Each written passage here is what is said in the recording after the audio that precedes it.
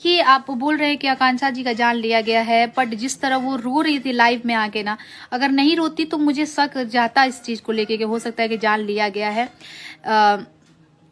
क्योंकि कोई फिल्म कर रहा है, कोई पार्टी कर रहा है, फिर अचानक मर कैसे गया। बट वो रो रही थी तो रोने पे डिप्रेशन में कितनी थी वो साफ झलक रहा था, कितनी वो परेशान थी। अब रही बात की जान से मारने की, तो देखिए ये जरूरी नहीं होता है कि कोई ऐसा मारे, ये जरूरी नहीं होता है। कोई यहाँ से भी मार सकता है आपको। कोई इतना ना आपको मेंटली परेशान कर देगा ना कि आप लगेगा कि आप हमको जीना ही नहीं है, तो वो भी मारना ही है, वो भी मर्डर ही है। हो सकता है फिजिकल नहीं मारा गया हो, मेंटली मारा गया हो, इसमें कुछ कहा नहीं जा सकता है। तो पोस्टमार्टम में डॉक्टर जानेंगे और पुलिस के पास तो खबर चली जाएगी। जो लोग भी उनके करीब थे, कुछ जो सिंगर हैं जो उनके करीब थे, उनका भी तो सुनने में आ रहा है कि नंबर वगैरह पुलिस ले चुकी है। पुलिस घर पे भी गई थी बट वो थे नहीं।